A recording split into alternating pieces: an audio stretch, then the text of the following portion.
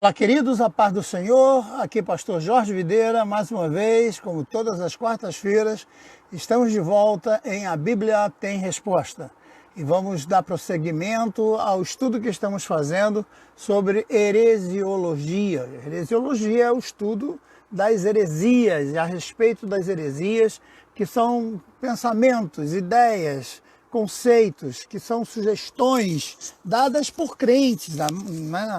Praticamente 90% das heresias são criadas dentro da igreja, são criadas para confundir o pensamento de muita gente que, por falta de sabedoria, acaba interpretando o texto de forma errada e dando origem, então, às heresias. Por isso que falamos na live passada a respeito da sabedoria, a importância da sabedoria e a importância do uso da sabedoria no estudo da palavra de Deus.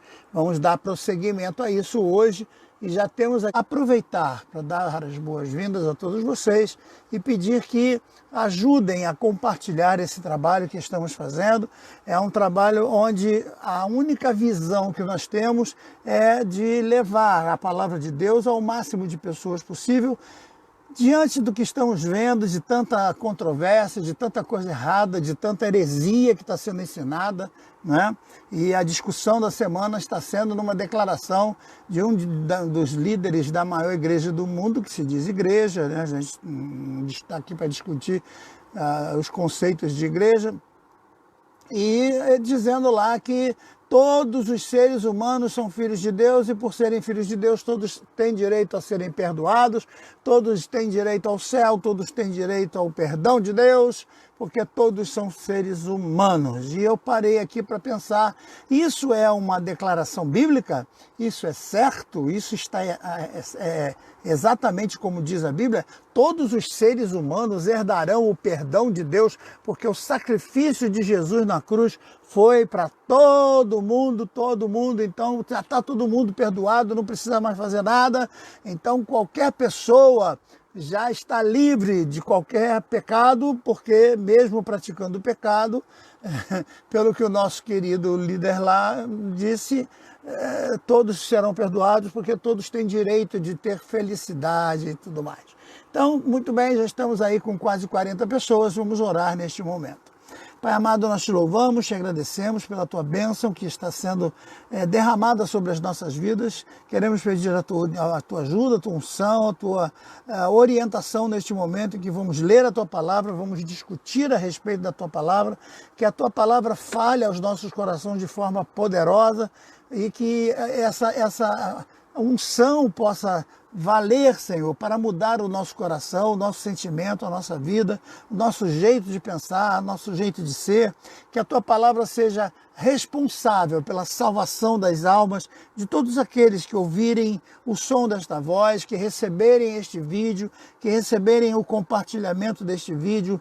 Ó Senhor, que a tua unção possa acompanhar a minha voz, a fim de que a tua palavra chegue no coração dessas pessoas, encontre guarida e encontre morada. É o que nós te pedimos em nome de Jesus. Amém. Muito bem, eu terminei a live passada falando a respeito de Provérbios, onde eu li no capítulo 9, os versículos de 9 até 12, que diz: dá instrução ao sábio e ele se fará mais sábio, ensina o justo e ele crescerá em entendimento. Também li: o temor do Senhor é o princípio da sabedoria e a ciência do santo a prudência. Também li: porque para mim se multiplicam os teus dias e anos de vida, porque por mim, a sabedoria, se multiplicam os teus anos de vida e te acrescentarão.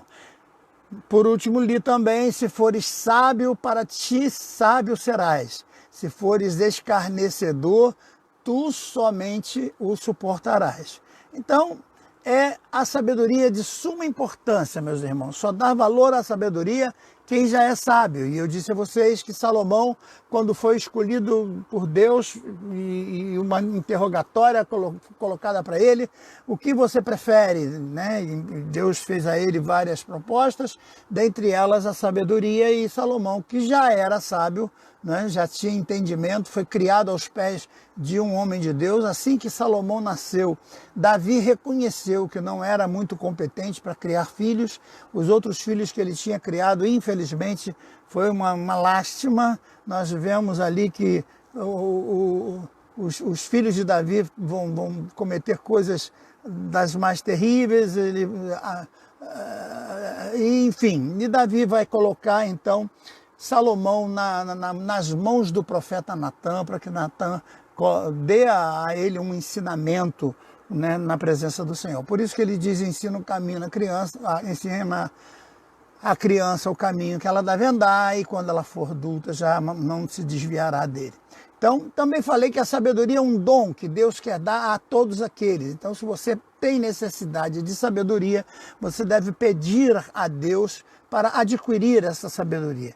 Entretanto, a sabedoria não desce de paraquedas na cabeça de ninguém através de um ato especial de Deus. Nenhum dos sábios da Bíblia, né, e dois dentre eles se destacam: Salomão no contexto da sabedoria humana e Daniel no contexto da ciência, dos conhecimentos divinos. Jó também se destaca no conhecimento da pessoa de Deus e na essência da criação, e muita coisa a gente aprende com Jó. Então esses homens são especiais diante de Deus, e o próprio Deus fala a respeito deles. Quando a gente lê o livro do profeta Ezequiel, a gente vê Deus exaltando esses homens, né? Jó, Noé e o próprio Daniel, como homens de suma importância para ele, Deus.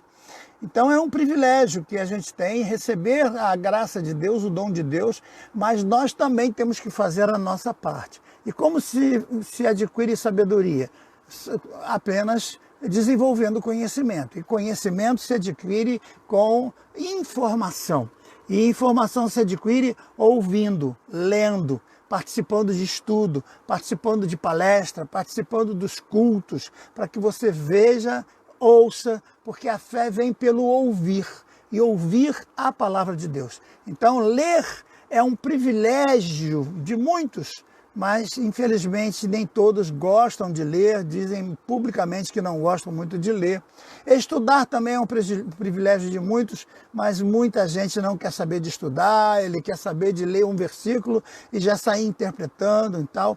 Então, alcançar a sabedoria também é um privilégio, mas só poucos, muito poucos conseguem, porque a maioria não conseguem aplicar aquilo que aprendem, eles não conseguem colocar em desenvolvimento.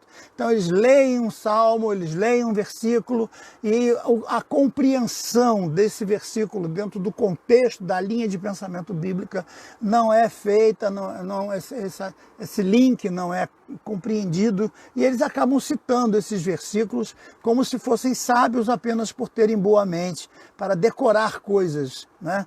Então, sábio não é aquele que decora, sábio é aquele que entende e que compreende para poder explicar. Então, o aluno precisa dar importância ao estudar a palavra de Deus, ele precisa aprender, adquirir sabedoria. Ele não tem que ficar preso às ideias de autores, né? Eu li um livro sensacional que mudou a minha vida. Essas histórias que a gente escuta, eu fico meio apreensivo, porque as pessoas às vezes têm os seus conceitos de vida baseado apenas em um autor, né? E o próprio Deus se valeu de mais de 40 autores. Ele poderia ter usado um só, ou ele não poderia não ter usado ninguém, ele mesmo ter escrito, como escreveu lá os 10 mandamentos para Moisés, na pedra lá em cima do Monte Sinai. Ele poderia ter escrito a Bíblia toda, mas ele preferiu usar mais de 40 autores, em mais ou menos 1.600 anos de diferença entre o primeiro e o último, para que todo esse conceito de cultura, né, de contextualização fosse feito de um autor para o outro e chegasse até nós, para que nós pudéssemos interpretar o contexto da Bíblia Sagrada e não ficássemos somente na letra, porque a própria letra mata e a própria Bíblia nos alerta sobre isso. Então a Igreja do Senhor Jesus Cristo, ela pode ser comparada a um grande exército, um poderoso exército, mas se não tiver muito bem armada, não tiver com as suas armas espirituais específicas, para a batalha, ela será derrotada. Por isso que é bom que leiamos Efésios capítulo 6, versículos de 10 a 18, onde nós vemos todos os equipamentos necessários que nos fortalecem para a batalha do Senhor, destacando o versículo 10, que diz que no Senhor e na força do seu poder é que nós conseguimos vencer. Então a nossa luta não é contra a carne. Não adianta eu lutar contra as pessoas, não adianta agora eu lutar contra o político tal, ou lutar contra o partido não sei o quê. Minha luta não é contra a carne, a minha luta não é contra o sangue, mas a minha luta é contra os principados, as hostes espirituais da maldade, do pecado que atuam no planeta Terra. E como é que eu posso lutar contra essas hostes que estão agora atacando o ser humano, atacando as igrejas, atacando os pregadores, atacando as pessoas de uma forma terrível, como é a questão da depressão que eu falei no domingo na igreja.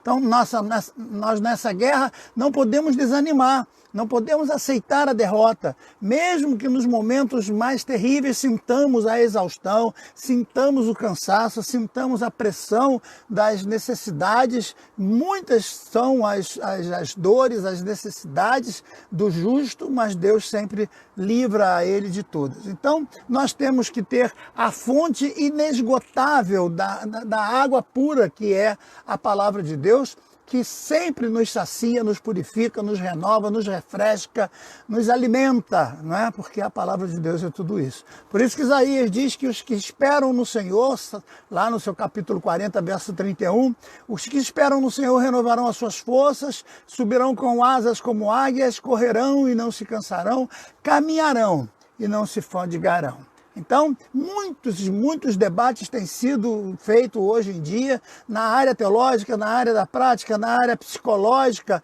enfim, e tantas outras áreas, e nunca faltou tanto conhecimento, nunca teve tanta Bíblia escrita, nunca teve tanta live sendo feita, nunca teve tanta pregação sendo feita, também nunca houve tanta conversão como estamos vendo agora, e também nunca houve tanta apostasia como estamos vendo hoje. Estamos vendo hoje muitos ensinos errados, pessoas que estão falando aquilo que bem entendem, o que os seus umbigos pensam, e nós não queremos saber o que o umbigo de cada um pensa, nós que temos que estar firmados na palavra de Deus. Então, é necessário restaurarmos os nossos conceitos, restaurarmos os princípios básicos da compreensão, porque nessa guerra, a nossa peleja, ela é tremenda, mas contra as hostes espirituais da maldade que tentam penetrar no nosso coração a fim de roubar a nossa fé.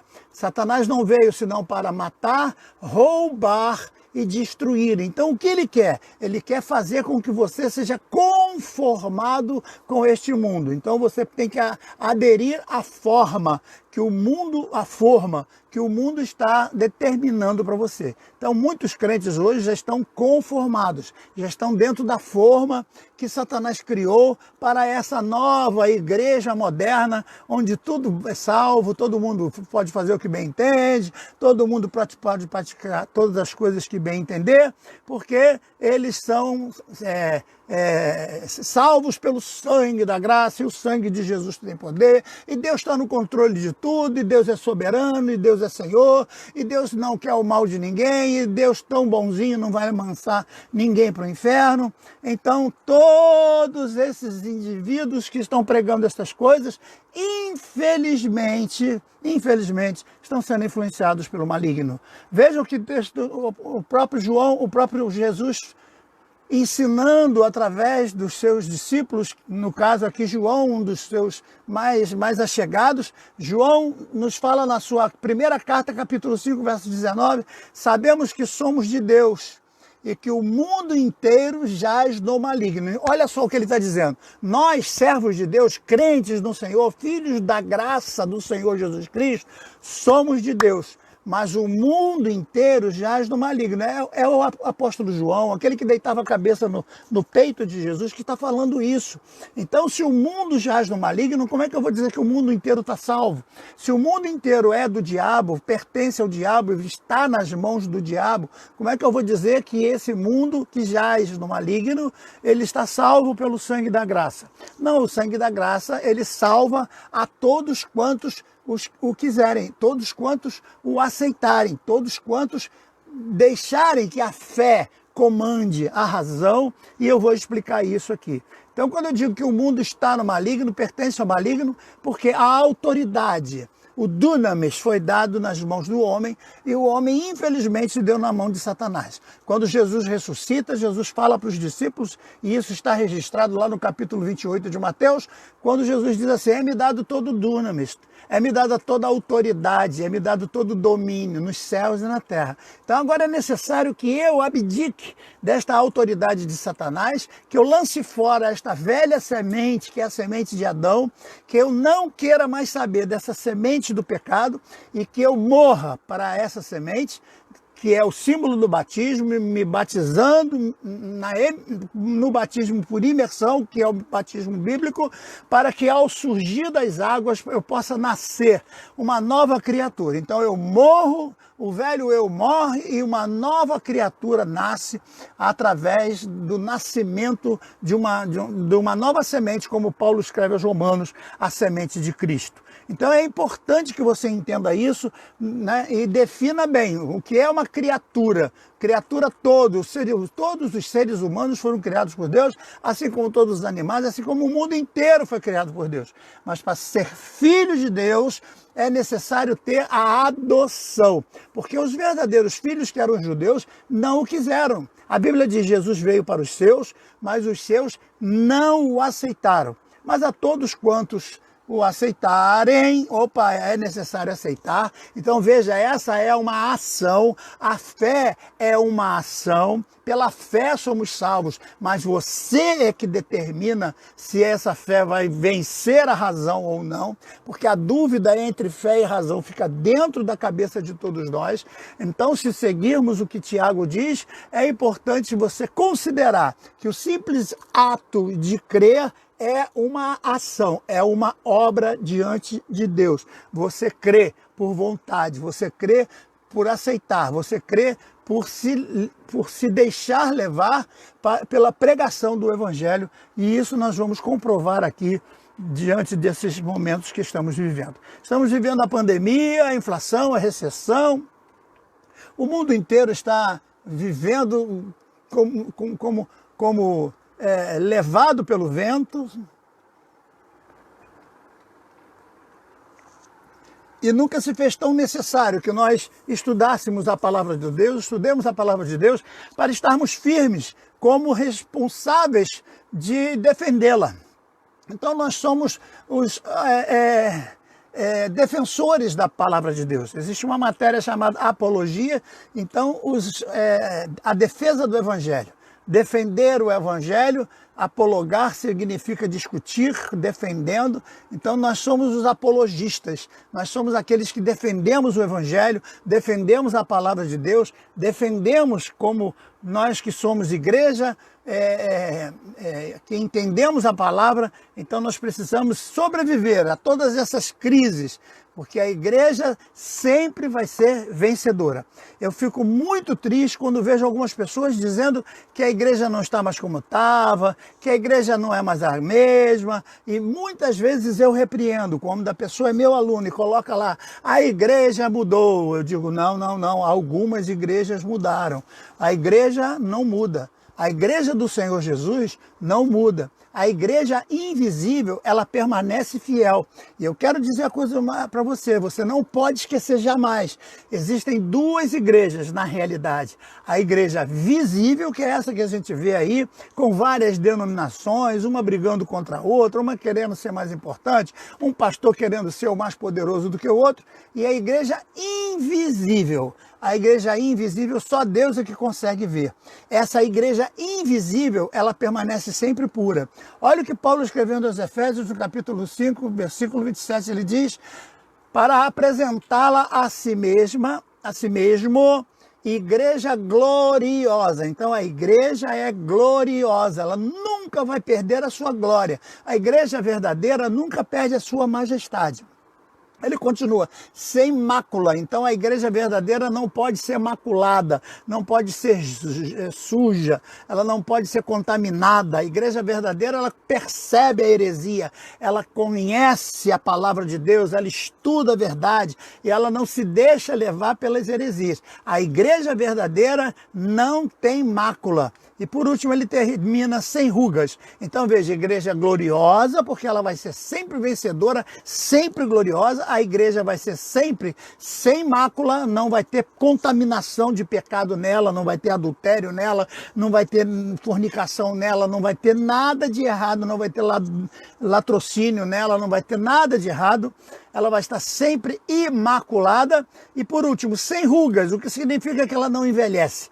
A igreja não é envelhecida, ela não ultrapassa limites de tempo, ela não está ultrapassada, ela não é a igreja do de ontem, ela não é a igreja do já era, ela não é a igreja que já acabou. Não, a igreja é sempre igreja e sempre está viva. Então é importante que nós tenhamos esse texto, né, onde o próprio Senhor Jesus promete que ele vai guardar a igreja para apresentá-la a si mesmo como igreja gloriosa, sem rugas, nem mácula, nem rugas, nem coisa semelhante, porém santa e sem defeito. Leia a tua Bíblia e aprenda isso. Então a igreja é gloriosa por causa da sua glória, que é a glória de Cristo. Ela nunca vai passar, essa glória vai permanecer sobre a igreja até o dia do arrebatamento. A igreja invisível. Eu não sei quem é que faz parte desta igreja, mas eu, pela fé, procuro moldar a minha vida para que eu seja membro desta igreja. Não me interessa muito a questão da igreja visível, mas a invisível, essa eu faço questão de ser. A igreja sem mácula é aquela que não se contamina, que não se deixa levar pela propina, que não é comprada pelo político, né? que não leva um dinheirinho por trás dos panos, e sem rugas, porque ela jamais vai envelhecer, ela jamais vai ser ultrapassada, a sua doutrina vai ser sempre viva, as suas verdades vão estar sempre atualizadas, nós não podemos confundir. A igreja é sempre atual, a igreja é sempre moderna, entretanto não podemos confundir atualizada com mundanizada. Não podemos confundir modernizada com mundanizada. Então a igreja é moderna, a igreja é atuante, a igreja é atualizada, a igreja é sempre viva, sempre trabalhando, sempre animada.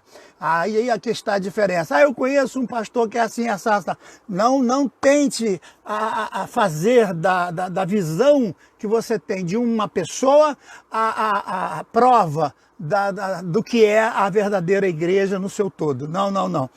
Mas não se acha mais igreja boa, disse uma pessoa para mim no outro dia. Eu disse, realmente está difícil achar uma igreja boa, mas ainda existe. Quando Elias se trancou naquela caverna, ele achava que não tinha mais profeta nenhum, e por isso ele queria morrer, porque ele achou que não tinha mais jeito, que Israel estava entregue nas mãos de Baal, que todos os profetas se corromperam e que não tinha mais jeito nenhum para aquelas pessoas.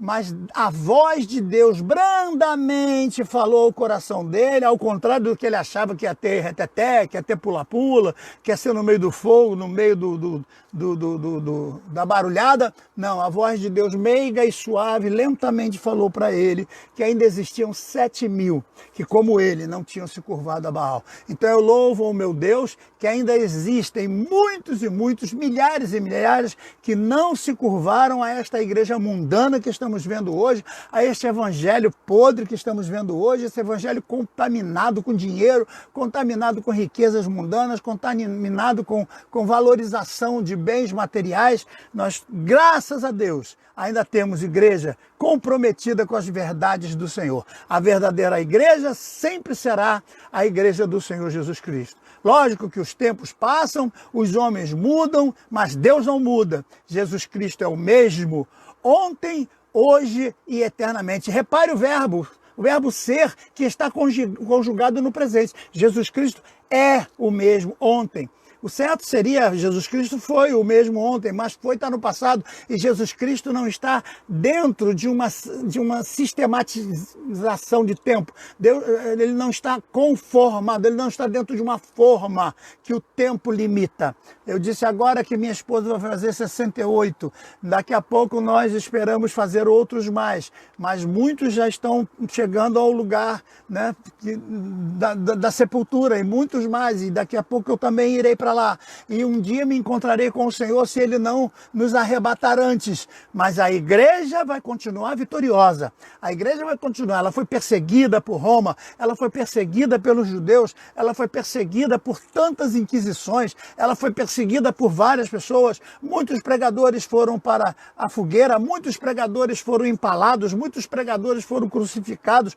muitos pregadores foram enforcados, muitos pregadores foram decolados, como diz a galeria dos vitoriosos da fé lá de Hebreus, mas o próprio escritor aos Hebreus está dizendo que Jesus Cristo é o mesmo ontem, é o mesmo hoje e é o mesmo eternamente. Então, saudosistas, me perdoem, vai para lá com a voz enxertada de demônios, que diz que a igreja não tem mais valor, que a igreja não tem mais poder, que a igreja está assim, está assado. Pode ser a sua, pode ser a igreja que você está participando, quem sabe, mas a verdadeira igreja do Senhor, ela ainda está de pé e ela ainda defende os mesmos princípios bíblicos que defendia durante todo o tempo. Então, ainda temos valorosos trabalhando, ainda temos parcela de colaboradores anônimos que ainda trabalham pela Igreja do Senhor, por isso que ela continua viva. A grande maioria destes obreiros estão no anonimato. Muitos deles não estão na live, não estão em página de jornal, não estão sendo ovacionados, não estão sendo ouvidos, mas estão fazendo o trabalho deles lá silenciosamente. Eles estão lá colaborando com grupos pequenos, mas estão fazendo grandes obras, porque Jesus, quando pregou para 12, esses 12 se multiplicaram, e ele conseguiu mudar o mundo entre antes dele e depois dele, né? Mudou a história. A história foi transformada entre antes de Cristo e depois de Cristo. Isso ninguém pode negar. Você pode até mudar o nome da história como alguém está tentando mudar. Era comum e antes da era comum. Mas por que quem marcou isso? Quem marcou essa era comum e antes da era comum foi o Senhor Jesus Cristo. Foi a vinda dele ao mundo como homem. Como um homem viveu, como um homem sofreu, como um homem morreu, mas ressuscitou todo-poderoso e está vivo e está aqui presente em nossas vidas. Então, não fiquemos olhando para escândalos, para falsos profetas, para igrejas erradas, para igrejas que estão preocupadas com dinheiro, para pastores que estão preocupados com o dízimo das pessoas, que estão preocupados com coisas ricas para suas vidas. Eles estão comunicando evangelhos de heresias, um evangelho corrompido, mas você precisa saber que a noiva de Cristo, ela estará sempre pronta, adornada e ataviada para o seu esposo, como diz João em Apocalipse. A noiva está sempre pronta. A igreja sempre é a noiva de Cristo, porque ela é a própria vida que Cristo nos deu para podermos viver. A pregação de muitos pastores, mas ele não tem poder para mudar a essência das Escrituras que continuam vivas até hoje. Então basta você reconhecer sabiamente que a palavra de Deus é inerrante. Então é importante você entender isso. Olha o que Paulo escreve aos Coríntios no capítulo 15, versículo 58. Portanto, meus amados irmãos, sede firmes e constantes, sempre abundantes na obra do Senhor, sabendo que o vosso trabalho não é vão no Senhor. Então cuidado com essa ideia de achar que a tua pregação vai converter milhares. Cuidado com essa ideia de achar que a tua pregação vai ser a apoteose para a salvação do mundo. De achar que você vai ser o grande pregador das multidões, que vai ser levado às nações para conquistar todas as pessoas, como é prometido para muita gente. Não vá atrás dessas histórias que prometem a você fama e honra e glória, não são são histórias verídicas, verdadeiras. O que Cristo prometeu foi que você carregasse a tua cruz. O que Cristo prometeu foi que você negasse a você mesmo e seguisse a Ele, para que você pudesse receber a bênção de Deus. Então, temos que entender alguns pontos importantes com relação a essa igreja verdadeira. Quem é o membro da igreja verdadeira? Quem é aquele que participa da igreja verdadeira? Quem é o membro que é realmente chamado de filho de Deus e não apenas de criatura? É importante a gente entender primeiro que esse crente verdadeiro é aquele que não aceita o pecado. O crente verdadeiro é aquele que não reconhece o pecado como forma natural de vida. Ele não aceita conviver com o pecado, ele não aceita fazer conchavo com o pecado. Não.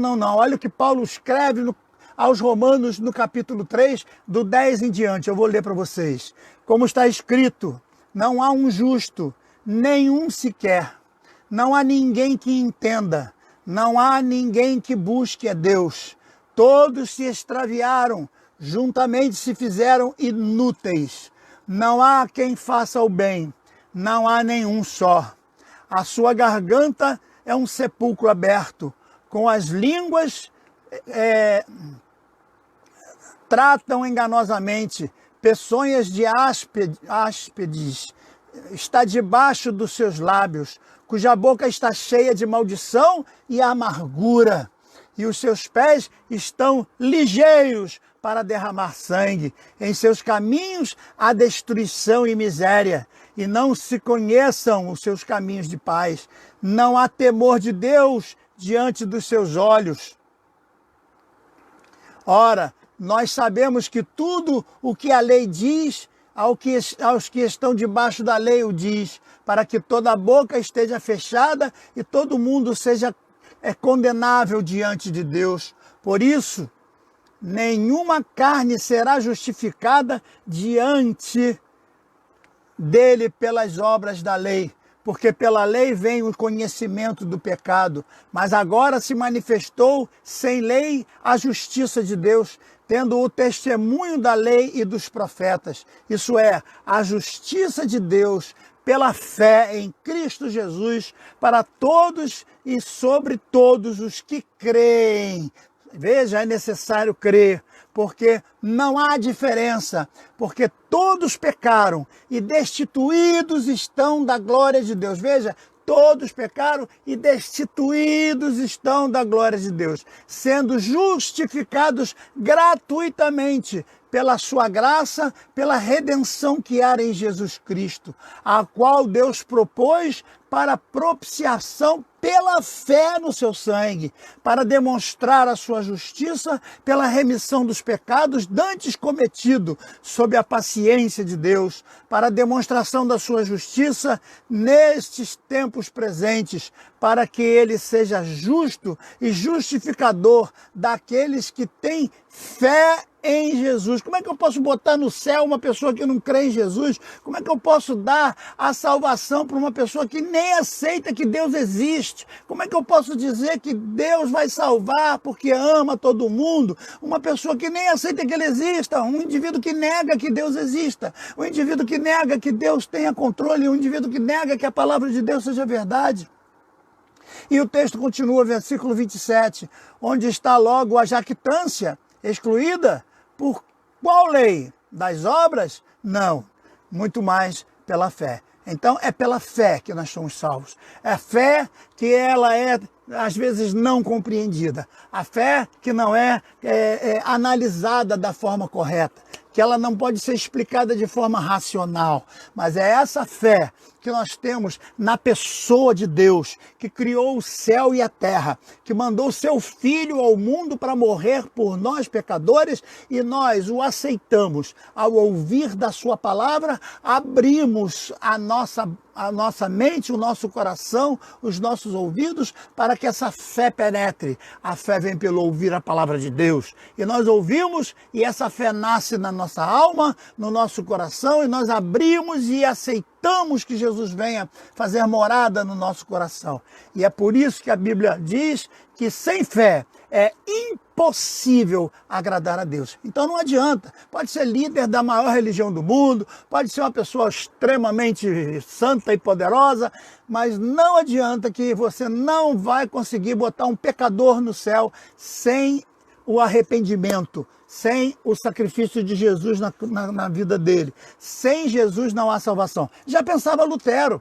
Lutero perguntava sempre para ele mesmo, e uma das dúvidas dele, quando pensou lá na chamada reforma, que eu ainda vou fazer uma live aqui sobre essa questão, porque reforma nunca aconteceu. Estamos agora para comemorar aí os 500 anos da reforma, coisa que nunca aconteceu. Nunca houve uma reforma. O que houve foi uma fundação de uma nova igreja que não aceitou os processos da igreja arcaica, que já estava obsoleta, que já estava completamente fora dos padrões bíblicos, e esse grupo resolveu voltar aos padrões bíblicos. Então, não houve reforma. Reforma é quando você pega um prédio que está velho e reforma ele e faz ele ficar novo. Mas a igreja velha continuou velha e vai envelhecendo cada vez mais. Nunca houve uma reforma nessa igreja. Ela continua com os mesmos pensamentos, os mesmos propósitos, as mesmas coisas. Então, ela não foi nada reformado.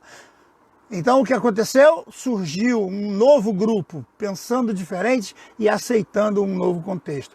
Agora vejam que Paulo escrevendo aos Gálatas no capítulo 5, a partir do versículo 19 ele diz: porque as obras da carne são manifestas, as quais são adultério. Então não dá para botar uma pessoa em adultério no céu. Me perdoe, por mais bonzinho que você seja, por mais que você ame seu amigo, seu irmão, seu tio, seu avô, seu papai, seja lá quem for da sua família, você pode amar ele mais do que todo mundo, mas você não ama ele mais do que Deus. Então, um adúltero não herdará o céu. Segundo, prostituição, impureza, lascívia, idolatria, feitiçaria, inimizades, porfias, emulações, iras, pelejas, dissensões, heresias, inveja, homicídios, bebedices, glutonarias e coisas semelhantes a essas, acerca dos quais declaro, como já antes vos disse, que os que cometem tais coisas não herdarão o reino de Deus. Mas o fruto do Espírito é amor, gozo, paz, longanimidade, benignidade, bondade, fé, mansidão e temperança. Então veja que aqui está estabelecida a regra da fé e base para a nossa vida. A nossa regra de fé e base é a Bíblia Sagrada. Não são os conceitos do doutor Godofredo, não é o que escreveu lá o Agostinho, o Tomás de Aquino, não é o que escreveu lá o Calvino ou o Armínio. Não, eu não quero nem saber desses indivíduos, eu quero saber o que diz a Bíblia.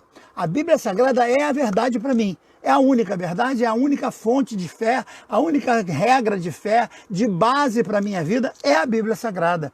E aí, veja, quando Paulo escreve aos Gálatas, João escreve lá em Apocalipse, no capítulo 21, a partir do versículo 7. Quem vencer? Só quem vencer. O que for derrotado, está derrotado. Quem vencer, herdará todas as coisas. E eu serei seu Deus, e ele será meu filho. Então, só é filho quem vence o pecado. Só é filho de Deus aquele que está lutando contra o pecado. O filho de Deus não aceita o pecado. Não adianta dizer que o mundo inteiro é filho de Deus, porque não é. Não há base bíblica. Não há base no contexto bíblico achar que toda a humanidade é filho de Deus.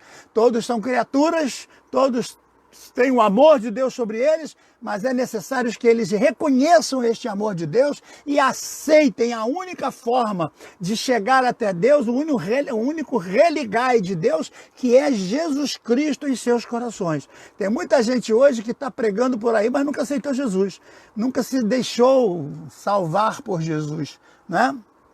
Infelizmente, deixa eu usar aqui a minha canequinha que eu ganhei de presente.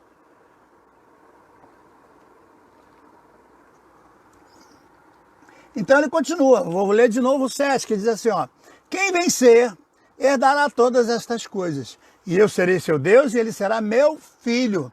Mas quanto aos tímidos, aos incrédulos, então é incrédulo, não aceita que Jesus já é verdade, não aceita que Deus criou o mundo, não aceita que Deus é o Senhor dos senhores, Não adianta, é incrédulo, não tem lugar para ele. Abomináveis, homicidas, fornicadores, fornicação é sexo fora do casamento, feiticeiros, é aqueles que se embriagam com drogas, feitiçaria aqui é droga, é maconha, é cocaína e todas essas outras coisas. Aos idólatras e todos os mentirosos, a sua parte será no fogo ardente de fogo e enxofre, que é a segunda morte. Certo? Vamos voltar para Romanos 6, o apóstolo Paulo escrevendo aos Romanos, no capítulo 6, versículo 20 em diante, diz assim: por quando eras servos do pecado, estáveis livres da justiça. E que fruto tinhas então das coisas que agora vos envergonhais? Porque o fim delas é a morte, e todos estavam caminhando para a morte. Mas agora, libertados do pecado e feitos servos de Deus, tendes o vosso fruto para a santificação e por fim a vida eterna. Porque o salário do pecado é a morte, mas o dom gratuito de Deus é a vida eterna por Cristo Jesus, nosso Senhor. Então aquele que vive no pecado, ele vai para a morte. Aquele que vive o fruto de Deus, que é o dom da vida eterna, que é Jesus Cristo, nosso Senhor, esse será salvo. Está bem escrito, está bem claro, está bem explicado, está bem estabelecido. Não tem como botar interpretação aqui de nenhum outro pensador, de nenhum outro filósofo, de nenhum outro teólogo. Não, não, não. Você tem Jesus como Salvador, confia nele, obedece a palavra dele, você está salvo. Você não obedece, quer ser fornicário, quer ser pecador, quer ser trambiqueiro, quer ser enganador. Então o problema é seu, você tem todo o direito de ser, mas não tente convencer as pessoas de que você está salvo, porque não é um salvo, não tem como. Agora veja, Paulo escrevendo a Tito, seu filho na fé, no capítulo 3, ele diz assim, ó, versículo 10, ao homem herege é o que prega heresias, herege é o que fala heresias, é o que ensina heresias, é o que engana o povo com pregações erradas, que não têm base bíblica, que não estão no contexto da palavra de Deus. Então, ao homem herege, depois de uma ou outra admoestação, evita-o. Olha, deixa ele para lá, ele não quer aceitar a palavra, você já leu a palavra para ele, ele não quer aceitar, o problema é dele, deixa ele para lá, evita ele, sabendo que esse tal está pervertido e peca, estando já em si mesmo condenado. Ele está condenado. Então não adianta pegar esse indivíduo e botar ele no céu porque Deus é bonzinho. Você pode achar que ama a humanidade mais do que Deus, mas ninguém ama a humanidade mais do que Deus. Então eu recomendo que você leia, por exemplo, o capítulo 16 de Lucas, lá onde está a passagem do rico e de Lázaro, a partir do versículo 19 até o 31. Que Deus abençoe você. Nós vamos, neste momento, orar e agradecer a Deus, mas deixa eu, neste momento, e pedir ao Senhor que esclareça no coração de cada um de nós a verdade da palavra de Deus e que nos dê sabedoria para entender que não adianta um grande pregador ou um grande líder espiritual qualquer dizer uma coisa para que essa coisa seja verdade, certo? A única verdade está na palavra de Deus. A única confirmação da verdade, da palavra viva que é Cristo, é a palavra escrita, que é a palavra de Deus. Então essa é a verdade. Nós temos que crer nessa verdade, ficarmos nesta verdade e não deixarmos que nenhuma outra verdade seja mais poderosa do que a verdade que está na palavra de Deus. E é por isso que a gente tem que entender que a igreja do Senhor é sempre poderosa. Olha o que Jesus diz,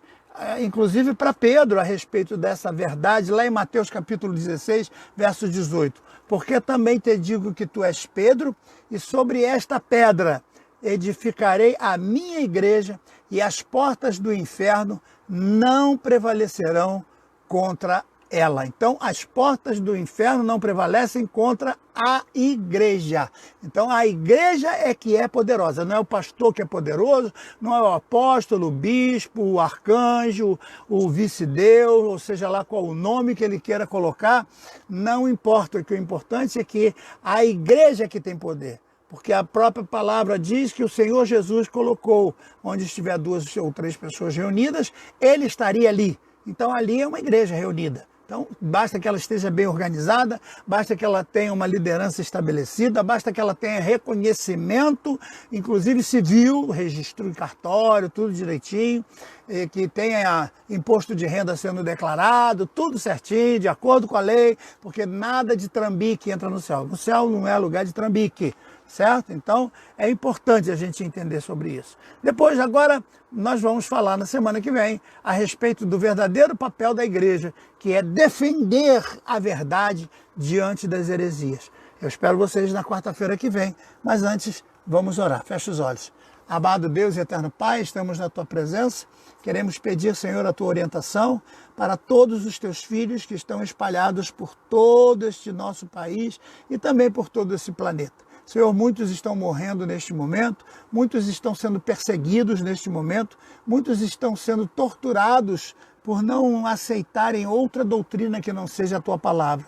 Ó Senhor, muito obrigado pela igreja no Brasil, mas queremos pedir, Senhor, que haja no coração daqueles filhos Teus que estão ainda de pé na Tua presença um renovo. Que haja, Senhor, um novo ânimo, uma nova vontade de buscar a Tua sabedoria, de estudar a Tua palavra, para defender a Tua palavra diante das heresias. É o nosso papel, defender as Tuas verdades, falar a respeito da Tua fé, da fé que nos salva, do sacrifício de Cristo na cruz, que é a única condição do homem chegar até Deus. Ó Senhor, é a única forma de restauração que existe entre o homem e Deus, é o Teu Filho, que foi lançado sobre a terra para viver como homem e morrer, provando que nós temos condições de também ter uma vida reta, uma vida plena, uma vida santa na Tua presença,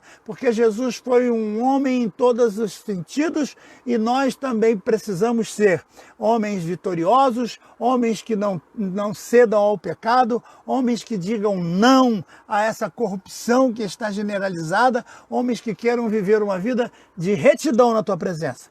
Pedimos a Tua bênção agora, a Tua orientação sobre nós, em nome de Jesus. Amém.